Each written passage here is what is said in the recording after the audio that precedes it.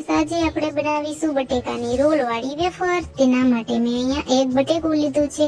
તેની છાલ ઉતારીને આવી રીતે બધી ચિપ્સ કરી લેવાની છે। ચિપ્સની વચ્ચે વચ્ચે આપણે કોર્નફ્લાવર પાવડર લગાવવાનો છે, જેથી કરીને આપણે ચિપ્સ જ્યારે તળીએ ત્યારે રોલ ચીપકે નહીં તેના માટે। હવે બધી જ ચિપ્સના આવી રીતે રોલ વાળી લેવાના છે, પછી આ સ્ટીકમાં ફસાવી લેવાના છે। હવે બબે રોલ ફસાવો તો પણ ચાલે, 3 ફસાવો તો પણ ચાલે। હવે બધા રોલ રેડી થઈ ગયા છે। હવે આપણે તેના માટે તેલ મૂકીશું। તેલ ગરમ થઈ જાય સરસ રીતે, ત્યાર પછી આપણે બધા જ રોલને તળી લેશું।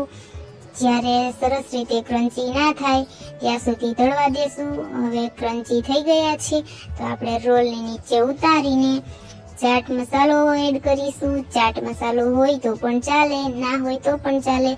હવે આપણે ટમેટાનો સોસ એડ કરીશું। તૈયાર છે આપણા બટેકાની વેફરના રોલ। વિડીયો ગમ્યો હોય તો સબસ્ક્રાઇબ કરજો, લાઈક કરજો અને શેર કરજો। Bye bye.